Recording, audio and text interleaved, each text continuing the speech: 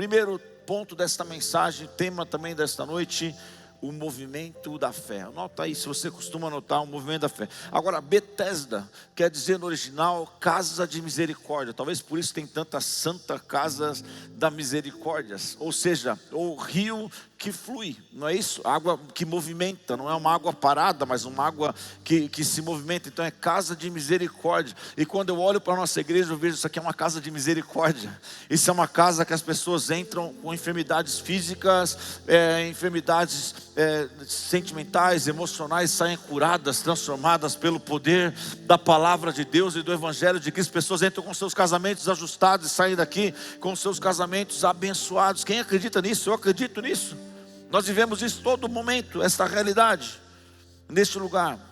Agora, no contexto, hoje, do lado do tanque de Betesda tem a igreja de Santana, ou seja, atribuída aos pais de Maria, na verdade. Acredita-se que, isso não está na Bíblia, presta atenção, que aquele lugar era um lugar que Jesus frequentava, porque a família dos seus avós maternos, eles viviam ali perto de Betesda. Então essa igreja está atribuída, a igreja de Santana. Cantamos lá, uma igreja de uma acústica maravilhosa, na verdade. Se Deus quiser, o ano que vem vamos levantar um louvor naquele lugar, uma adoração naquele lugar.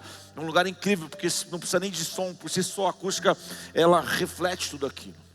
Agora, nós precisamos estudar a palavra também com as datas de 1888, nós precisamos entender a geografia daquele lugar. Já falamos sobre isso, sobre a Porta das Ovelhas, falamos sobre as 5 entradas das cidades, falamos sobre a igreja de Santana e talvez da possível convivência com os avós maternos de Jesus aqui na terra, naquele lugar. Agora nós temos que falar sobre arqueologia, temos que falar sobre a história, na verdade, da religião da época, os costumes e tudo aquilo que acontecia em volta desse cenário. Então quando a gente vai para isso, nós vamos entender que o tanque de Betesda era um lugar de tradição romana, descoberto também ali na arqueologia, que tinha monumento a um deus pagão naquele lugar. Olha que eu quero chamar a tua atenção para isso. Você fala assim, pastor, mas loucura, como isso? De que maneira isso? Eu quero te levar a pensar a respeito dessa mensagem.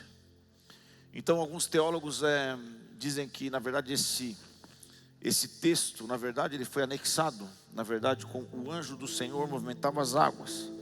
Porque historicamente e cientificamente comprovado havia um movimento das águas, na questão fluvial ali da área que tocava. Eu converso muito com os guias quando vou lá e se entende isso, na verdade, tinha um movimento ali científico naquele lugar. Olha que poderoso, e a palavra relata esse movimento científico naquele lugar. E alguns teólogos eles dizem até que não tinha exatamente o anjo do Senhor, porque o próprio anjo, o Filho de Deus, estava sobre a terra. Em nenhum momento, a não ser quando Jesus está no deserto, os anjos aparecem para servir ali a Jesus. Do contrário, não tem sentido, porque o Filho de Deus, o próprio Filho de Deus está ali. Enfim, há uma discussão teológica, mas o que nós sabemos que na descoberta, eu quero te esclarecer isso para a gente aprender um pouco da palavra, um pouco do que acontece. Tinha um costume romano naquele lugar. Os romanos voltavam das suas batalhas e eles passavam por tanques. Em Jerusalém existem não só Betesda, mas vários tanques que eles se curavam. Eles eram curados dos seus flagelos naquele lugar. Quem está entendendo? Está entendendo até aqui? Vamos entender isso aqui. Eram mutilados e eles acreditavam nisso. Tinha uma fé a respeito disso. Amém? Quem está entendendo?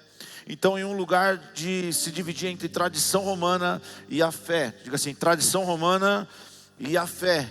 Porque para o judeu, ele acredita no Deus de Abraão, no Deus de Isaac, no Deus de Jacó. Quem acredita nesse Deus aqui? Levanta as mãos para os céus. O Deus dos judeus é o nosso Deus. O Deus dos judeus é o nosso Deus, é o mesmo Deus, não há outro Deus. Não há outro Deus, a gente precisa entender isso claramente. Há com as nossas discordâncias teológicas, mas o Deus que as pessoas do catolicismo servem é o Deus Todo-Poderoso. Quem está entendendo isso ou não? Sim ou não? Ah, mas pastor, temos divergências teológicas. Amém. Mas o Deus é o mesmo Deus. Há outras religiões que professam a outros deuses. Sim ou não?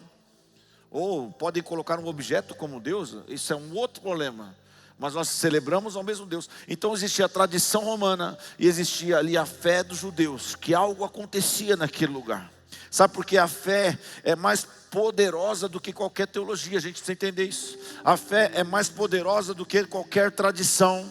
A fé é mais poderosa que qualquer liturgia, sabe? Se o pastor Wagner começar o culto assim, vai ser bom hoje. Se cantar aquela música, vai ser assim hoje. Se pregar aquela palavra, vai ser assado hoje. Eu quero te contrariar. A fé vai acima disso, de qualquer expectativa que nós temos com o modelo de culto, com o modelo de tradição. A nossa fé é ligada direto ao Deus Todo-Poderoso, ao Criador, ao Soberano, aquele que pode. Essa fé pode acontecer na tua faculdade, pode acontecer na tua escola, pode acontecer no teu trabalho, pode acontecer na sua casa, porque a fé, ela está muito acima da teologia ou acima de qualquer tradição terrena que possa existir.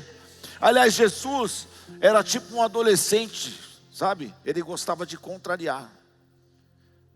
Não pode curar no sábado. O que Jesus fazia? Vou curar no sábado. Quem tem filho adolescente, jovem aqui, você fala para ele, é preto, preto, preto. Ele fala branco, branco. Só eu que tenho os anjos em casa. Ninguém mais tem anjo em casa. Se você é jovem ou adolescente, diga amém.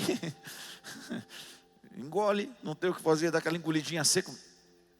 E Jesus é tipo um pré-adolescente, um adolescente, gente. Eu fico pensando assim, porque não pode curar, ele vai lá, não pode não sei o que. Ele irritava o sistema.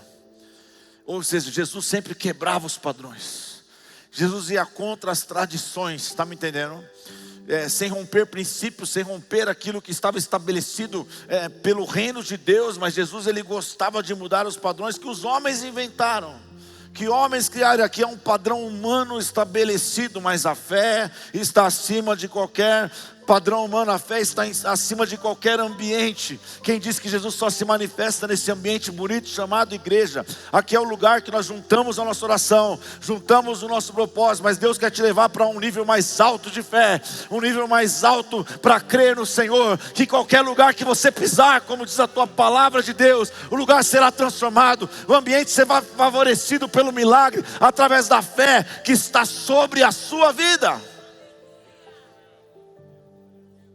Ou seja, a fé não está presa ao contexto da igreja. Que bom, diga glória a Deus por isso. Glória a Deus, glória a Deus. Deus promove uma fé genuína, mesmo em ambientes considerados de expressão fora do plano. Porque, pensa se isso tudo é desse jeito, Ele não tem limites. Ele não tem limites. O teu Deus e o meu Deus, Ele não está numa caixa de sapatos escondido, ou quadradinho, ou preso num ambiente limitado. Quem está entendendo isso? Amém. Pessoas são alcançadas em vários ambientes. Sim ou não? Você não conhece ninguém que veio do catolicismo e recebeu um milagre poderoso? Quem conhece, levanta a mão para o céu. Pode levantar sem medo. Glória a Deus por isso. Por quê?